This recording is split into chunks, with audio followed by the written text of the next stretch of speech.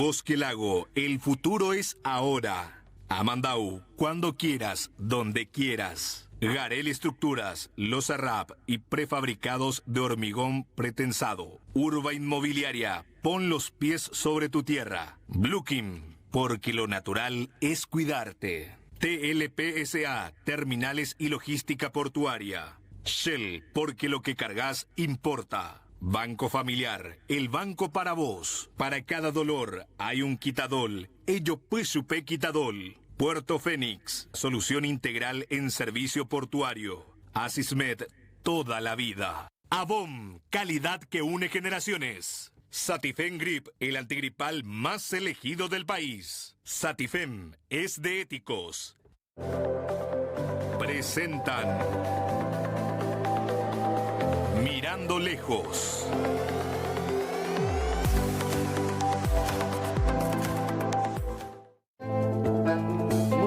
Muy buenas noches, querida audiencia. Bienvenido a Mirando Lejos. Definitivamente, la semana pasada anunciábamos nosotros el desagrado que significaría una lesión, una violación a la Constitución de la República del Paraguay.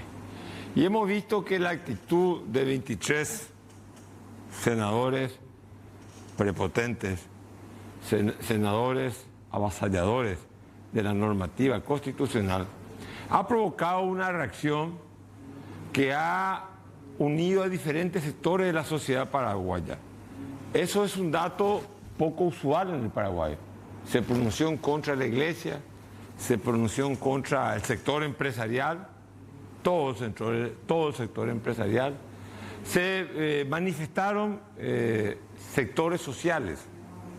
Y esto es muy significativo porque está demostrando que la oposición, hay un vacío, y ese vacío político está siendo llenado por actores, llamémosle sociales, económicos y hasta eclesiásticos. Por un lado, es muy positivo la reacción de la sociedad paraguaya, del mundo empresarial, de la Iglesia, refutando, rechazando, criticando esta violación a la Constitución paraguaya. Pero por otro lado, es muy penoso sentir una oposición que debe ser parlamentaria en este caso y que la gente no reciba un eco, ni siquiera un sonido tibio de lo que debe ser el rol de la oposición en el Paraguay. Pero eso vamos a analizar en otra ocasión y en este programa después con el senador líder Amarilla y con el exministro de Hacienda César Barreto vamos a analizar la interdependencia que existe entre política y economía. La Constitución para los senadores prepotentes y violadores de la Constitución, quiero decirle que es un contrato político, es un pacto de dominación. Un pacto de dominación que se firma sobre tres principios: la libertad de las partes, la reciprocidad, o sea, yo te doy algo y espero recibir algo de vos, o si no es un contrato, es algo unilateral, es un contrato leonino y es nulo, y por sobre todas las cosas, la igualdad. Quiere decir que el contrato político, que es la Constitución, que es un pacto de dominación, establece la igualdad entre gobernantes y gobernados, entre oposición y oficialismo. Y esa igualdad debe mantenerse inalterable, porque cuando esa igualdad ante la ley, esa igualdad ante el proceso, ese poder acceder al legítimo proceso no se respeta, lo que se provoca es una ficción entre la dimensión normativa de las instituciones y la realidad, lo fáctico. Hay una contradicción entre lo legal y lo real. Y en la democracia y en la sociedad moderna, lo fáctico debe ceñirse a lo que establecen las normativas legales y no a la inversa.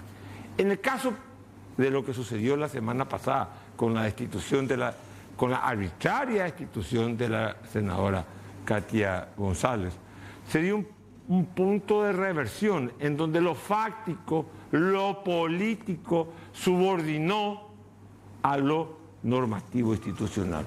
Cuando lo fáctico supera la dimensión normativa institucional de la democracia, quiere decir que nosotros estamos retrocediendo hacia un estado de naturaleza.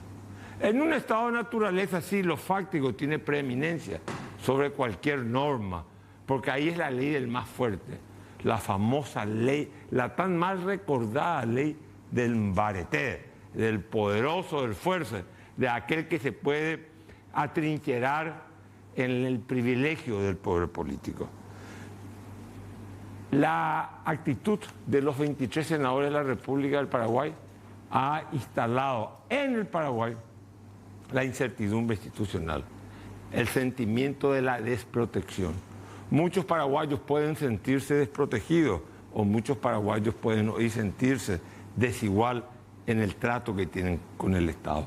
Habíamos visto esa orgía, esas obscenidades del nepotismo, en donde uno nota que por ser pariente de alguien próximo al poder político, entonces uno tiene acceso a la función pública y el que no tiene proximidad al poder político no tiene acceso a la función pública. Ahí ya habíamos visto esto.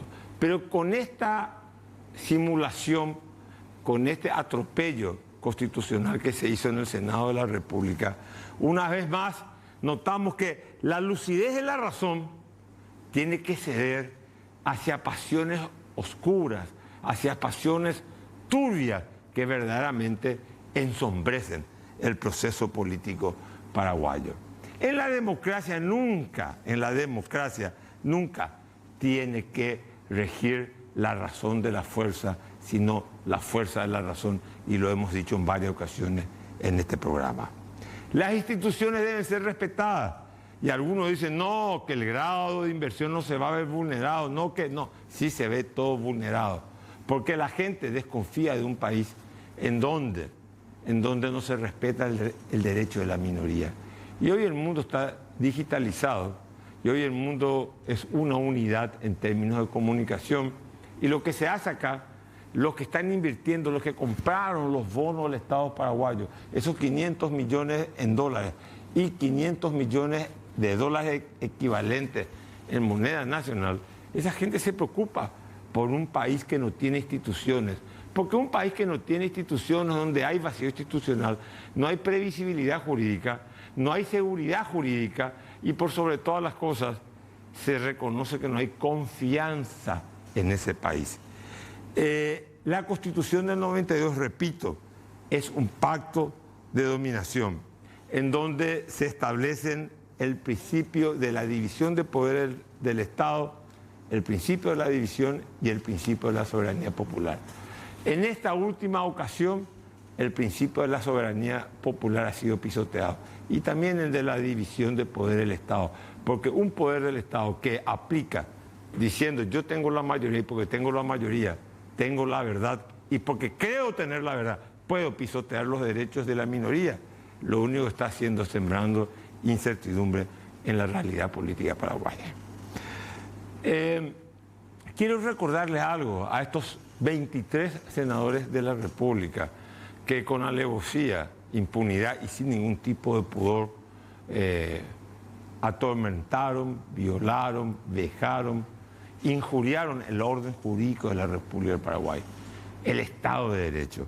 Y quiero recordar con un ejemplo histórico del derecho romano y del Senado romano. El Senado romano ha sido escuela para la elaboración de muchas teorías del pensamiento político clásico. Quiero recordar aquellas catalinarias de Cicerón. Las catalinarias eran unas acusaciones que Cicerón le hacía a Catalina, que era un senador que quería usurpar el poder del Senado, que quería socavar el poder de la República Romana, la libertad, la igualdad, la libertad. Decía Cicerón con furia en términos acusatorios, porque una catalinaria hoy es sinónimo de acusación, de querellar, de increpar, de imputar a alguien. Decía Cicerón, y hoy vale la pena decirle a estos 23 senadores de la República del Paraguay que indignamente ejercieron sus funciones, decirle, ¿hasta cuándo, senadores, ustedes seguirán abusando de nuestra paciencia? ¿Hasta cuándo, señores senadores, esta locura que se ríe de nosotros? ¿Hasta cuándo esta locura que sigue riéndose de nosotros? ¿Cuándo acabará señores senadores, ¿cuándo acabará esta desenfrenada osadía que tienen ustedes de querer violar la Constitución como si se tratara de una hoja de árbol caído? Cuidado, señores, no abusen de la paciencia, no abusen de la paciencia del pueblo. No conduzcan el Paraguay a una situación en la que un hombre y una cerilla de fósforo pueden terminar incendiando todo el Paraguay. Enseguida estamos con César Barreto, ministro de Hacienda, y con el senador líder Amarilla.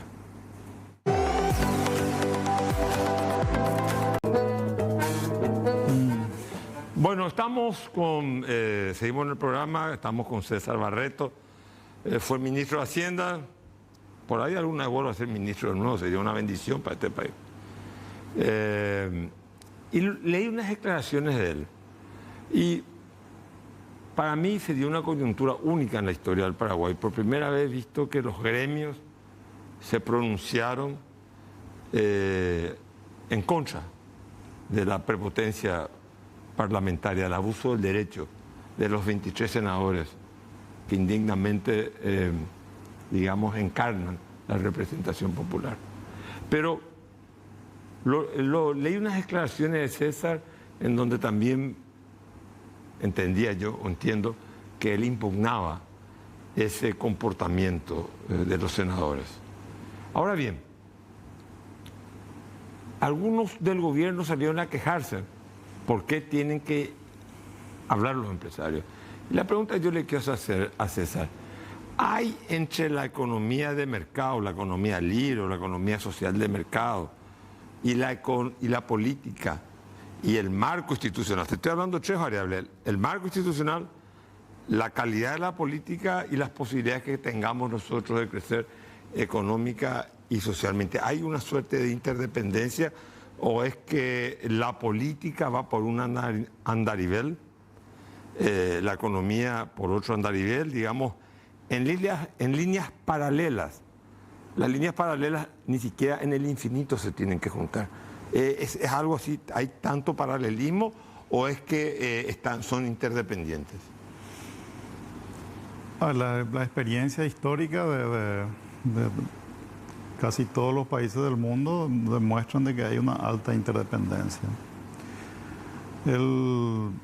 La economía de mercado, para que funcione correctamente, requiere ciertos parámetros, está condicionado a un marco institucional que le dé soporte, y ese marco institucional tiene que ser predecible principalmente, ¿verdad?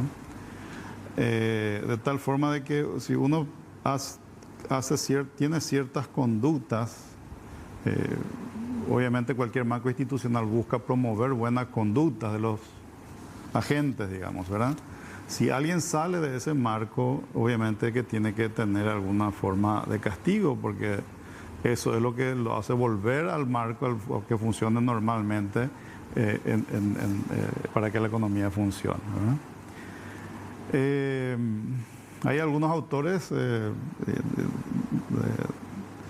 con análisis histórico, incluso van más allá de que lo institucional es muy determinante para el desarrollo económico, haciendo análisis de siglos, no solamente de décadas, ¿no? ¿Te referías a Douglas North, por ejemplo? Douglas North fue uno de los primeros, pero el más reciente, Daron Acemoglu, un economista del MIT, con un cientista político de Harvard, hicieron un análisis de los últimos 10.000 años, qué sé yo, hasta de aldeas, ¿verdad? Por qué algunas aldeas se desarrollaron, otros no, ¿verdad? Y claramente lo institucional es muy determinante, ¿no? O sea, desde el enfoque... Y lo institucional depende de lo político, porque lo que le da, los que fijan el marco institucional es el esquema político vigente en un país determinado, y ese marco institucional es más estable o más creíble en la medida en que estos agentes políticos lo hagan estable o lo respeten, ¿verdad? Ahí está la interacción muy fuerte, o sea, lo que hacen los políticos impacta muy fuertemente, ¿verdad? O sea, la calidad de la política determina la calidad del funcionamiento institucional de las sociedades. Absolutamente. Absolutamente. Hay algunos países donde, escucho por ahí que mencionan Algunos mencionan mucho a Italia, que ha sido muy inestable políticamente, pero igual se desarrolló económicamente. Lo que pasa es que hay instituciones e instituciones, ¿verdad? Algunas instituciones requieren ser muy independientes para que haya credibilidad. Una de ellas es la justicia, ¿verdad? Nosotros los economistas hablamos mucho de la independencia del Banco Central porque es muy determinante para que haya estabilidad monetaria. Pero para que haya previsibilidad jurídica, la independencia del Poder Judicial es demasiado importante. Porque hace falta que haya previsibilidad de la conducta de los jueces cuando tienen que estar decidiendo sobre algún reclamo determinado, que pueda afectar intereses, inversiones o capitales de empresarios que están apostando en un país determinado. Entonces no es lo mismo el Poder Judicial, o sea, el Poder Ejecutivo es muy importante, puede cometer arbitrariedades, tomar decisiones arbitrarias, el Parlamento es muy importante, puede cometer decisiones arbitrarias, qué sé yo, estamos discutiendo ahora lo de la senadora a quien expulsaron, ¿verdad? Que parece una decisión arbitraria, pero el Poder Judicial tendría que ser muy predecible en este caso de corregir decisiones arbitrarias, ya sea del Poder Administrador o ya sea del Poder Político, ¿verdad? O sea, el Poder Judicial, en las reglas del juego de una economía de mercado, debe ser el que rectifique si es que hay conductas torcidas o antijurídicas de, digamos, los otros poderes del Estado. Así mismo eso, ¿no? O sea, si hay decisiones arbitrarias en los otros poderes del Estado, tener un poder judicial independiente y creíble, o sea, no solamente tiene que haber demostrado independencia y buen juicio en periodos bastante prolongados, no es algo que de un día para otro cambia ese tipo de percepciones, ¿verdad? Es una conducta de mucho tiempo que vaya mostrando que el Poder Judicial actúa independientemente de sectores políticos y no solo económicos también, ¿verdad? O sea, no es una cuestión política nomás, o sea, actúa de manera independiente de cualquiera, toma decisiones que son lo que corresponden a derecho, ¿verdad? Y en la medida que actúe de esa manera durante un periodo de tiempo gana credibilidad, ¿verdad? Por eso normalmente toma mucho tiempo, no es algo que uno pueda cambiar de un día para otro, ¿verdad? Y nosotros venimos tratando de mostrar de que estamos avanzando en mejoras en la calidad institucional. Y estas cosas que ocurrieron, lo que pasa es como que ratifica lo que normalmente luego somos. No es que empeora lo que... No, estamos ratificando, así nomás que luego... Somos un país del entuerto jurídico. Exactamente. Ahora te quiero hacer una pregunta, algunos pensarán que va en contra de lo que yo, de mi evaluación de los últimos hechos. El Paraguay ha deteriorado su calidad política y lo último que acaba de pasar, digamos, se concatena con otros elementos que significaron, ¿verdad?, en el pasado, por ejemplo, el debate de la enmienda para la reelección presidencial, para la reelección presidencial. Hay hechos que concatenadamente están demostrando que hay que forma parte del sistema político paraguayo violar la Constitución o interpretarla de manera antojadiza. Sin embargo, en los últimos años hemos logrado un crecimiento económico que no significa un desarrollo social. El crecimiento económico entonces no se debe a que los arreglos institucionales funcionan bien, sino que se debe a elementos exógenos o endógenos. Bueno, hay una cierta relación ahí. Lo que pasa es que en el corto plazo pueden haber desarrollos económicos positivos solo porque las oportunidades son muy importantes, ¿verdad? Qué sé yo, aumentó el precio de la soja ya por el año 2002, 2003, 2004 a niveles que hacía muy rentable la producción de soja. Y es como que es tan rentable invertir en la producción de soja que cualquiera que hace los cálculos y considera estos riesgos, es un país en el que las cosas más o menos funcionan de esta manera, ¿verdad? Pero yo estoy dispuesto a asumir ese riesgo porque es tan rentable la inversión que estoy por hacer que cubre incluso el peor escenario. O sea, a pesar del riesgo, es tan grande la posibilidad, el margen de ganancia que me juego, digamos. Así mismo, por ejemplo, o sea, ¿por qué empresas multinacionales invierten en exploración de petróleo en países árabes, qué sé yo, ¿verdad? Voy a poner un caso extremo, ¿verdad? Irak o esos países más complicados. ¿Por qué? Porque o sea, cuando ellos hacen los cálculos del debe y el haber, digamos, ¿verdad? Es tan rentable la inversión que puedan hacer ahí que puede cubrir cualquier riesgo que ellos puedan enfrentar desde el punto de vista político en esos países que son incluso mucho más inestables que nosotros, ¿verdad? Bueno, en nuestro caso eso se da en algunos sectores, la soja es uno de ellos, la ganadería otro, ¿verdad? Son rentables a pesar del riesgo que uno está enfrentando. Pero hay otras cosas que requieren mucho más inversión de capital, ¿no? Y en esas cosas, ya, por ejemplo, el tema, yo menciono mucho este tema de la empresa papelera o las inversiones forestales, son inversiones muy intensivas en capital. Esos ya son más complicados, ¿no?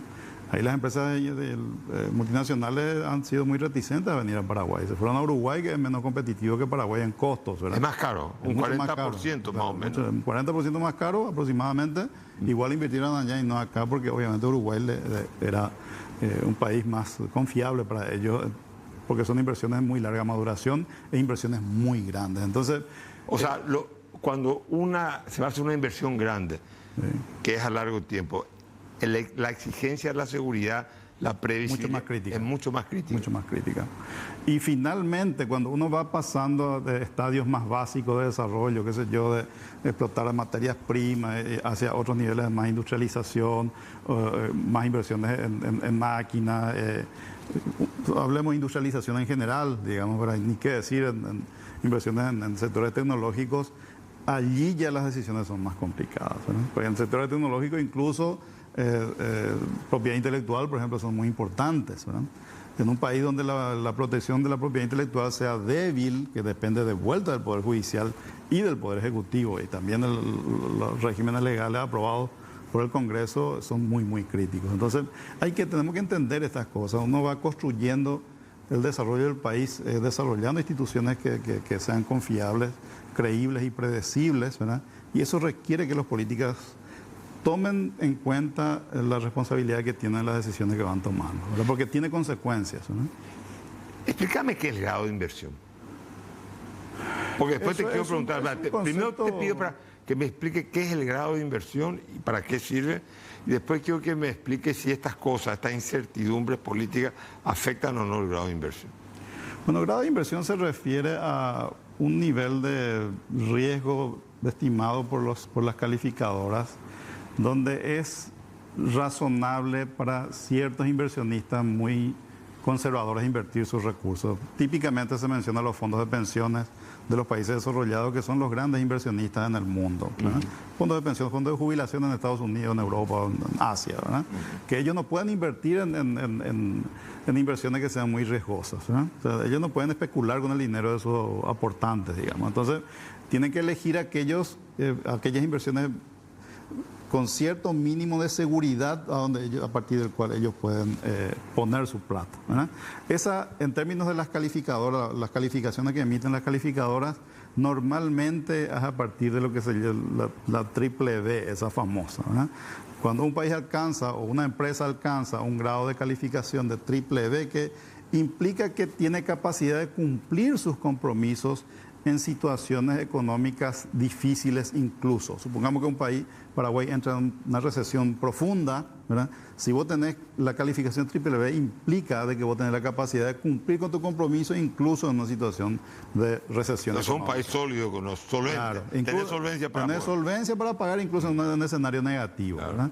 Eso implica el grado de inversión, que te habilita que invierten los inversionistas más conservadores, más prudentes, que es el 80% de las inversiones de los capitales en el mundo. De capitales miedosos se dice. Capitales miedosos, ¿verdad? Ese 20% de capital especulativo es lo que sí invierten países como nosotros, ¿verdad?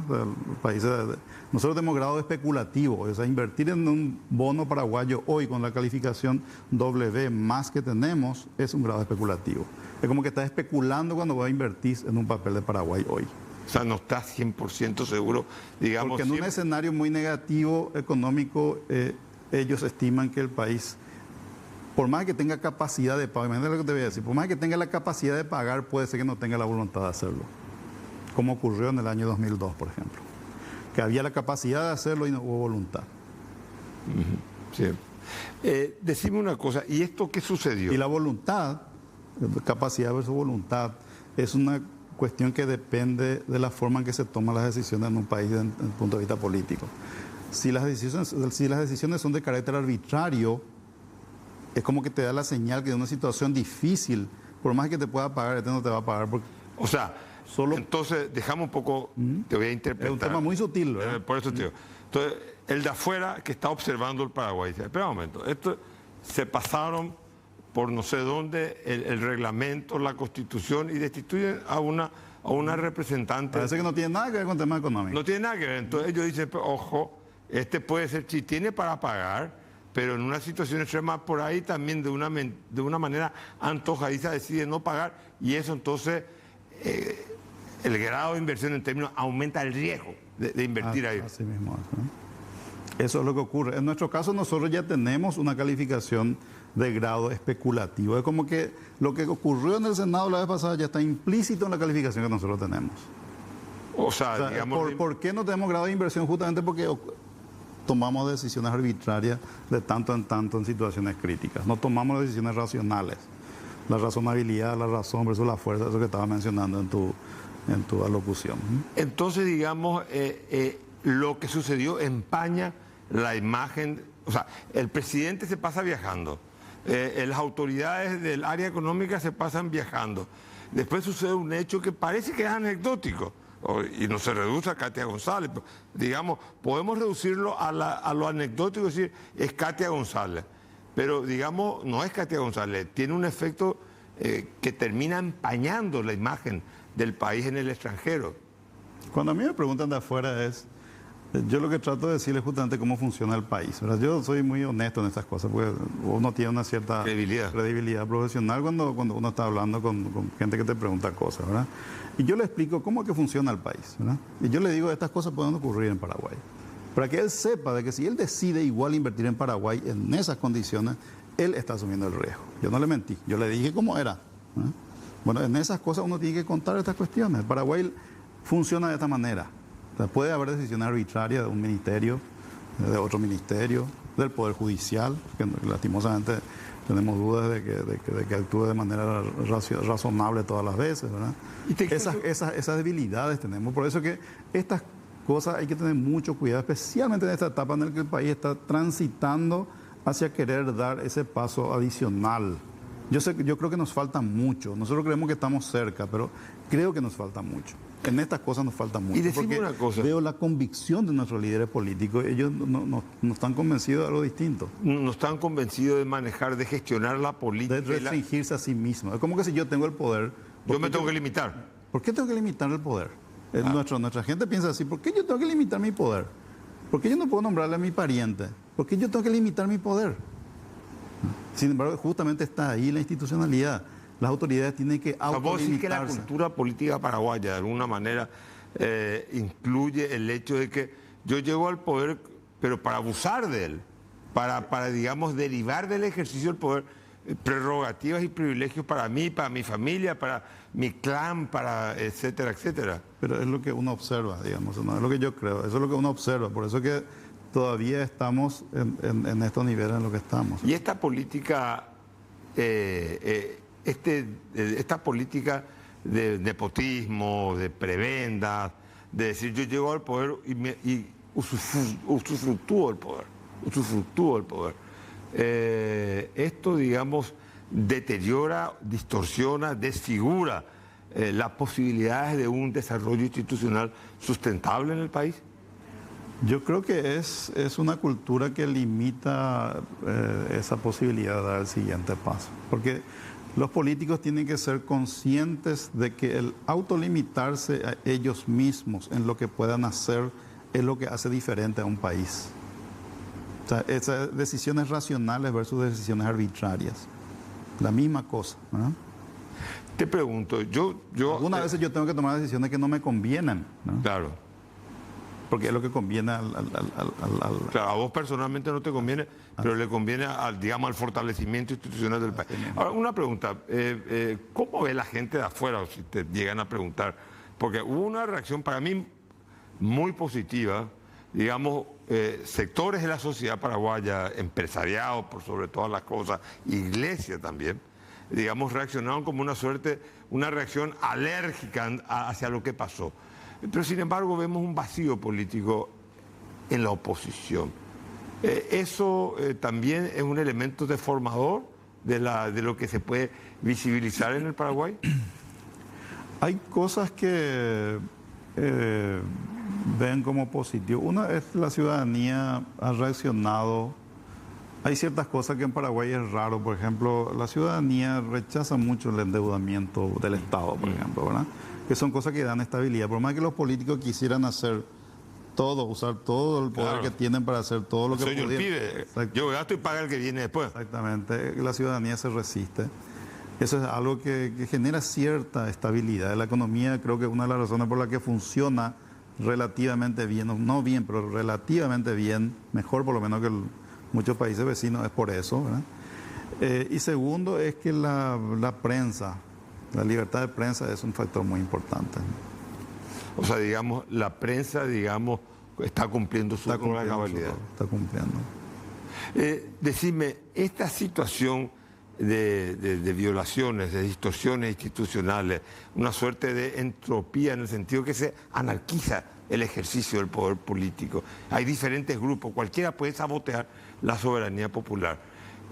También proyecta una imagen negativa hacia adentro del país. Los paraguayos también, si bien hubo una reacción positiva de rechazo ahora, yo creo mayoritaria, pero en general, ¿establece un sistema de premio y castigo injusto o no? No, es un campo que no soy muy avesado, digamos, pero claro, lo que pasa es que los paraguayos estamos como acostumbrados a que las cosas funcionen de una forma determinada. Entonces, es como que no nos sorprende tanto. Es como que lo que esperamos es lo que normalmente se viene haciendo hace décadas, no sé si siglos, pero décadas, digamos. O sea, nosotros no hemos cambiado mucho en ese aspecto. La democracia obviamente generó más libertades, pero claramente el manejo del poder y la conducta política no ha cambiado mucho, ¿no? En esta interdependencia entre instituciones y economía, entre política y desarrollo social, ¿vos estás entreviendo una posibilidad de que esto mejore o vos ves una tendencia de un mayor deterioro? No estoy hablando de golpe de Estado o cosas así, sino digamos que una actitud política termine saboteando las posibilidades que tenemos, el potencial que hoy tenemos de crecer y desarrollarnos para el bienestar de la mayoría de la población. Y es un poco contradictorio todo lo que va ocurriendo, porque el equipo económico del gobierno plantea reformas, ¿no? Está planteando ahora una reforma de la ley del servicio civil, por ejemplo, que es una reforma que desde el sector privado venimos reclamando hace muchos años, ¿verdad? Porque una de las áreas en las que hay desorden en el manejo del Estado es en el funcionariado público, que es el principal componente del gasto público, ¿verdad? Y el equipo económico plantea, yo no pude leer todavía lastimosamente los detalles del proyecto de ley, pero yo lo conozco al ministro, no creo que haya planteado algo que no sea razonable en ese campo, ¿verdad? Pero no sé si, o sea, eso es medio incompatible con lo que nosotros vemos a diario, ¿verdad? Entonces veremos cómo resulta. Entonces hay como dos cosas ahí que uno no logra entender bien. Si avanzaran estas reformas, implica, por más que el manejo del poder y el poder judicial todavía va a seguir complicado, pero por lo menos lo económico vamos a seguir ordenando. Porque la ley del servicio civil es algo que ordena la economía pública, pero como la economía pública tiene implicancias para el sector privado, también genera mayor previsibilidad del sector privado. Tenemos que irnos acá al tiempo de la dictadura. ¿Te parece que puede haber una suerte, no te voy a decir de colapso, de conflicto entre un sector del gobierno, llamémosle, no quiero dar el nombre de Fernández Baldovino, pero él, en el sentido de profundizar una reforma dentro del Estado y de la institución económica, y por otro lado un grupo de senadores o de sectores políticos un poco más trogloditas, retardatarios, que digamos terminen por hacer colapsar cualquier intento de reforma? ¿Ves ese peligro o no ves? ¿Crees que, digamos, el liderazgo de llamémoslo entre comillas, la racionalidad económica se va a imponer por sobre el barbarismo político? Estamos en el campo de la especulación. Especulando, digamos. El temor que yo tengo... Tenés optimismo, te voy a decir más fácil. El temor que tengo es de que pase una ley del servicio civil, por ejemplo, que sea cambiar pero no cambiando nada. Eso es lo que nos puede ocurrir. Pues la forma en la que se puede compatibilizar una necesidad de reforma legal por este lado, pero sin cambiar mucho las cuestiones de fondo, ¿verdad? Que ya nos pasó con la ley 1626 en el año 2. O como acá se dice, echa la ley, echa la trampa, ¿verdad? Acato pero no cumplo. Entonces, espero ver, o sea, yo tengo mínima confianza todavía, ¿verdad? Pero veremos qué es la ley que finalmente terminan aprobando. Bueno, estuvimos con César Barreto, ex ministro de Hacienda, un hombre de pensamiento económico, político y con también una visión de mirar lejos en el Paraguay. César, muchísimas gracias, mi afecto y mi admiración de siempre. Muchas gracias, Carlos. Bueno, muchas gracias. Volvemos ya con Líder Amarilla.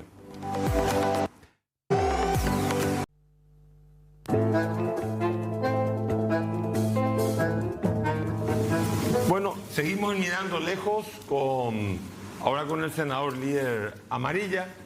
Él fue de alguna manera protagonista del acontecido el jueves pasado.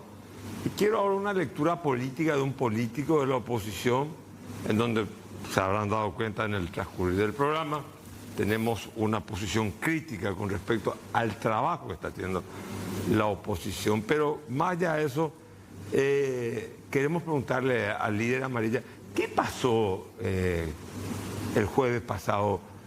Porque yo me preguntaba, cuando la gente me llamaba y me decía, no, la van a Chacate. El primero que me dijo fue mi yerno. Dije, no puede ser, que la van a Chacate. Me parecía tan alocada la idea.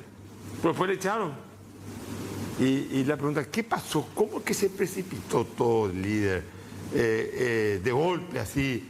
Es algo tan antojadizo, hay tanta vulnerabilidad que la gente, que uno dice un comando de 8 o 6 personas, dice un senador menos, se viola la soberanía popular, la división de poder, un poder fáctico que está, digamos, por atrás del poder real, convierte al poder formal en una máscara y atrás está el poder real. O sea, ¿cómo se entiende esto que decir de golpe, sin notificar, expulsar a un representante de la soberanía popular? Doctor, yo creo que se resume con, antes que nada, buenas noches y un saludo a la audiencia, se resume en un término sencillo, inseguridad jurídica. En el país hay una inseguridad jurídica, pero tremenda, ¿verdad? Imagínate que es como que en los pasillos se estaba hablando de esto, como una cuestión así de comentarios, de chismes políticos, como se dice comúnmente, hasta que se lleva adelante. Y uno no puede creer que se puede llevar adelante. Más todavía teniendo en cuenta que en el caso de la Cámara de Senadores tratamos un reglamento interno en diciembre. Hacía 2 meses que estábamos aprobando un reglamento interno donde hablamos de todos estos temas, el procedimiento que se debe aplicar para que haya legítima defensa, el debido proceso, se le tiene que notificar por 7 días a un parlamentario, puede pedir una prórroga de 10 días más para ejercer su defensa. Todo eso hablamos, discutimos. A ver, explícame. O sea, eso quiero que me explique bien. En diciembre ustedes... El 20 de diciembre hubo una última sesión donde se aprobó la reglamentación del artículo 201 de la Constitución Nacional que habla de la pérdida de investidura. Sí. Se reglamentó bien. Y nada más y nada menos el que redactó el proyecto es precisamente el senador Retamoso, que finalmente votó en contra de su reglamento. Por eso te digo que en nuestro país es un chiste, hasta es chistoso, ¿verdad? Bueno, en ese reglamento interno se aclara que tiene que ver un argumento, una vez que se tramite la pérdida de investidura de un senador, tiene derecho a que se le corra traslado por 7 días para preparar su defensa. Si no es suficiente, puede pedir una prórroga de 10 días más. O sea, 17 días para defenderse. Después se prepara. Bueno, o sea, respetando el debido proceso, que debe tener por lo menos que es una conquista de... Que es ese reglamento se sustenta en las garantías constitucionales, en base a una garantía constitucional que habla del derecho a la legítima defensa, al debido proceso y todo eso. Bueno, en base a eso se reglamentó de esa manera. Lo mismo en los números. Los números que deben reunir para que se le pueda echar a un senador o hacerle que tenga pérdida de investidura, debe ser 30 senadores. Con 30 senadores se le tiene que echar, ¿verdad? Entonces, eso se discutió también, se reglamentó basado en artículos constitucionales, porque porque ahí quiero detenerme, cuando ellos violentaron la Constitución y el reglamento interno para echarle a Katia ya en la sesión esa en que le cometieron el golpe parlamentario, invocaron nuevamente el artículo 185, segundo párrafo, donde habla que con mayoría simple pueden hacer lo que quieran. Y no es así. El artículo 190 de la Constitución Nacional del reglamento dice claramente, dice que cada Cámara tiene la potestad de dictar su propio reglamento. Y explica ahí los números, en qué caso puede tener los números. Pero nosotros le dijimos a esta gente, miren que tienen rango constitucional, el reglamento tiene rango constitucional. La Constitución te dice que el reglamento que se dicta, sobre todo en este caso de pérdida de investidura, tiene rango constitucional. Entonces yo recurrí a la fuente. ¿Y quiénes son las fuentes? Los convencionales constituyentes del año 92. Del año 92, creo que usted era convencional, doctor. Bueno, y acá el libro de Evelio Fernández Arévalo, José Moreno Rufinelli y Horacio Antonio Petit dice claramente que la potestad de autorregulación reglamentaria, esto ya es una interpretación de ese artículo. Sí, de la doctrina. De la doctrina, la potestad de autorregulación reglamentaria del Congreso y de sus cámaras tiene su expresión constitucional para el reglamento del Congreso. Claro. Tiene la capacidad, dice el artículo, otra interpretación, tiene la capacidad de autorregulación porque es una delegación constitucional. O sea, la Constitución le dice al Senado, ustedes pueden reglamentarse. O sea, el constituyente le dice, usted reglamenta en su propio reglamento. Claro, porque es lógico, doctor, porque si uno analiza los demás artículos que hacen referencia a esto, cualquiera que estudió, pasó por enfrente de la facultad, o el que no estudió igual, entiende que para suspenderle a un senador, para suspenderle por 60 días sin goce de sueldo, se necesita 30 votos. Y si para suspenderle necesitas 30 votos, la lógica te dice que para echarle necesitas como mínimo 30 votos también. ¿Se entiende? O sea, esto es un atropello desde el punto de vista jurídico. Pero yo quiero ir un poco más allá. Acá definitivamente no es luego el procedimiento en primer lugar, el atropello al procedimiento, pero sobre todo el fondo de la cuestión es el atropello al sistema republicano, a la democracia representativa, porque Katia representa 100.000 electores. ¿Y con qué autoridad 23 tipos le vienen a echar a una persona que fue electa por 100.000 votos, ¿verdad? 100.000 votos tuvo Katia. No puede gustar o no su forma de hacer política, que ya es otra cosa. No, estoy diciendo que se atropelló la institución, se atropelló el Senado, se atropelló la voluntad popular. Y eso es gravísimo desde mi punto de vista, y yo creo que todos los paraguayos, más de 30 gremios que se pronunciaron así, yo creo que todos entendemos que el Paraguay está sufriendo una crisis de institucionalidad, ¿verdad? Y eso, lógicamente, nosotros advertimos, hoy tuvimos una reunión del bloque democrático, de la oposición, donde nosotros decimos claramente que esto afecta a la imagen del país. Santiago Peña, que es el presidente y es la cara del país, ¿cómo le va a explicar al embajador de Reino, que ahora está de visita, al embajador ministro de Relaciones Exteriores del Reino Unido que está ahora en Paraguay? ¿Cómo le va a explicar que en el Parlamento le acaban su partido, el partido de gobierno, el partido del cual él representa? Pero hay 4 liberales también, cuidado. Claro, pero movido por él, donde él autorizó, donde su gente le echaron a una parlamentaria que fue electa legalmente. O sea, ¿cómo justifica eso? Y lógicamente el doctor economista que estaba recién en el programa explicó que eso daña terriblemente la imagen del país. Los inversionistas, ¿qué van a decir? No hay seguridad jurídica en el Paraguay. Si a una parlamentaria se le echa, ¿qué será un particular? ¿Qué será un empresario que viene acá a instalarse? ¿Con qué facilidad se le va, extorsionar? ¿Se le va a sacar sus bienes? Cualquier riesgo ya corre un inversionista acá en nuestro país. Te quiero hacer una pregunta. Cuando yo fui senador, recuerdo que, bueno, fui presidente en el primer año, y el hecho de que hubiera un parlamento dominado por la oposición era una suerte de contrapoder contra a Nicanor Duarte Fruto, no contra, a Nicanor Duarte Fruto.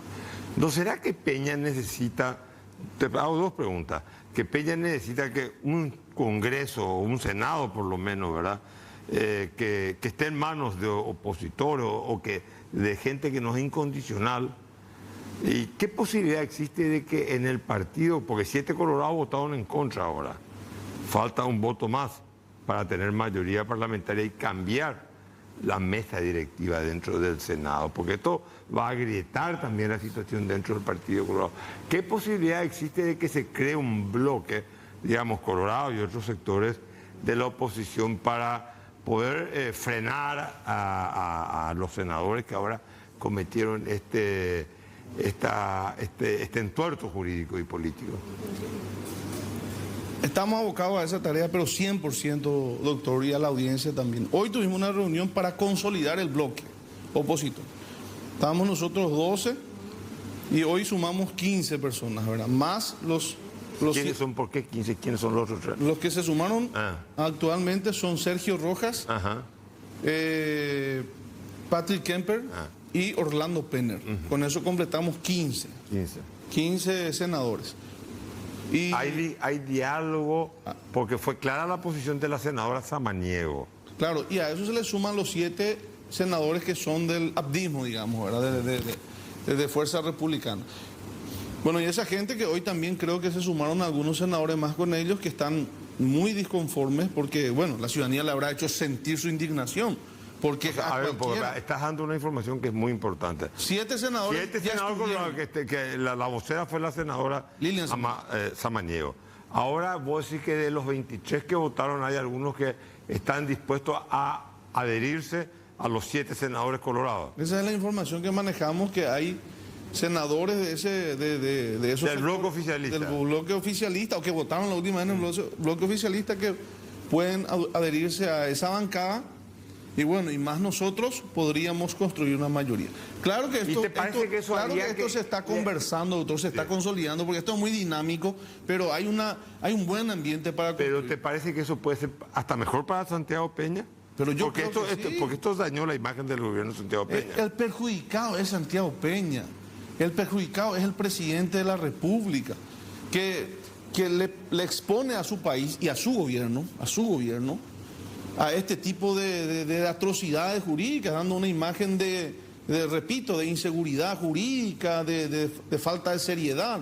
Pero bueno, una serie de calificativos que creo que todo el mundo ya le notificaron a Santiago Peña. Me refiero a los gremios de la producción, a los gremios, a los centros de estudiantes en general, la Iglesia Católica, todo el Paraguay y todas las organizaciones le notificaron a Santiago Peña que no están de acuerdo con este tipo de atropello constitucional, con este tipo de atropello en general y menos constitucional. Con respecto a esto, Beto Velar es un hombre de experiencia política. Fue senador conmigo y no es ningún tonto. Él o el mismo Baqui Núñez tuvieron que haber sopesado que esto iba a tener un costo político. Te pregunto, en esas conversaciones que siempre se dan en las tertulias parlamentarias, la gente le dijo a Che, esto va a tener un costo para ustedes. ¿Ustedes son conscientes de lo que esto va a significar para el gobierno de Santiago Peña o no hubo ese tipo de discusión? Yo creo que Beto claramente dijo eso y habrá dicho, estimo yo, en el grupo de ellos. Pero a usted le dijo... Porque tenía una posición, en todo momento, una posición en la que no quería acompañar anteriormente nunca había acompañado tampoco. Que nunca acompañó, porque su posición política siempre fue no echarle a ningún senador, salvo que haya una sentencia firme y ejecutoriada que dicte que es culpable, ¿verdad?, de algún hecho punible. Bueno, esa es su posición política y jurídica. Siempre fue, o sea, a nosotros nos dijo así y decía públicamente. Pero hoy tuvo que tomar una posición, creo que en contra de su conciencia. Y eso es lo que no se entiende, ¿verdad? Teniendo tanta experiencia, un hombre de 5 periodos parlamentarios. Bueno, a lo mejor salir de un movimiento, alejarse, implica muchas cosas, muchos pormenores de la política nacional, significa perder espacio, significa perder... Bueno, pero él dijo que estaba en contra y que Galaverna fue el que impuso su criterio. El que impuso y que él tuvo que obedecer eso. Ahí estamos. Pero hubo esa conversa, ese cabildeo, se habló, se dialogó para decirle a la bancada 23, che, ustedes están cometiendo un error que le va a terminar perjudicando al gobierno de Santiago Peña y al país. Pero por supuesto, Por supuesto, se habló muchísimo, se habló con todos los sectores. El sector disidente del Partido Colorado mantenían conversaciones permanentes con ellos. Se habló de la posibilidad de una suspensión para tratar de que sea un punto intermedio, ¿verdad? Darle una salida elegante. Por más que nosotros considerábamos que Katia nunca tuvo responsabilidad en estos hechos que se le atribuye, porque revisamos el expediente, no tuvo ninguna responsabilidad, se le inventó cualquier cosa. El mismo hecho que hoy se le está acusando a Dionisio Amarilla, el mismo hecho de tener una asesora jurídica que no va a trabajar, porque a lo mejor hace su trabajo en forma virtual, qué sé yo, ¿verdad? Pero no, es un mecanismo que... ¿Por qué decir que se le acusa a Dionisio Amarilla? Porque, no lo conozco, no puedo. No, y hoy saltó que su abogada, en horario laboral, tiene un programa de radio, ¿verdad? Su abogada. ¿Su abogada? La abogada de Dionisio Amarilla, su asesora, tiene un programa de radio. Perdón. Carolina Ferreira de Gorostiaga, creo que es. Ajá. Tiene un programa de radio, pero ella reconoció, se le hizo una entrevista y dijo que ella no se va a trabajar. Su condición de contrato es que no se vaya luego presencial. Lo mismo que pasó. En la misma situación que tuvo esta asesora de Katia Blanco, ¿verdad? Sí, sí. La diferencia es que esta Blanco sí se iba de vez en cuando y algunas veces a distancia. Claro, podía trabajar a distancia. Podía trabajar a distancia. Entonces, por ese mismo hecho se le echó a Katia hoy en día. La vez pasada, se le echó. Entonces yo te digo, se inventó una figura que no existe y bueno, eso es lamentable de todo punto de vista, doctor, porque, repito, es un atropello a la institucionalidad. Ahora, ¿por qué la percepción de la sociedad paraguaya en este momento en donde, digamos, cuando un cuerpo se retrae, el cuerpo que está al lado crece y ocupa su lugar? Esta es una ley física. Si vos pones dos piedras, esta piedra se retrae, se achica esta piedra, va a ocupar el espacio que está dejada. Hoy vimos más, digamos, una actitud más crítica, firme pero serena, en sectores que no están involucrados en la política. Y sin embargo, hay un vacío en el Parlamento que la gente no se ve reflejada en ella. ¿Por qué eso? Hay una crisis de la representación parlamentaria, hay toda esta crisis del nepotismo, de los nombramientos de parientes, de los abusos, etcétera, etcétera. Eso ha provocado un descreimiento tan grande que la gente escuche más a otros sectores que al sector político, que es el que tiene que hacer la oposición, que tiene que monopolizar, digamos, la oposición. Pero por supuesto, hay un descreimiento, pero total, de la clase política en general, de toda la clase política. Y por supuesto la clase política innata, digamos, que es el parlamentario, porque el Parlamento es lugar natural de debate, de discusión, donde se refleja, digamos, todo tipo de discusiones políticas, de debates políticos. Pero acá también hubo una campaña anterior a esto contra, digamos, los parlamentarios en general. Porque yo quiero tocar un punto nomás, doctor. Independientemente a la culpabilidad de los senadores que tienen parientes y abuso también que se cometió en el Parlamento. Yo no digo que no se haya cometido abuso, pero el perjuicio total que puede causar la Cámara de Senadores y el Congreso en general es del 0,22% del presupuesto. 16.000 millones de dólares tiene el presupuesto general. Pero yo te quiero llegar nomás a decir, el 95% maneja el Poder Ejecutivo. Pagan en Copaco, una empresa que está en quiebra. Hay salarios de 30, 40 millones de guaraníes. Y una empresa que está pagando, mensualmente pierde algo así como 200, 300 mil dólares, una cosa así. Tiene en déficit, están perdiendo, ¿verdad?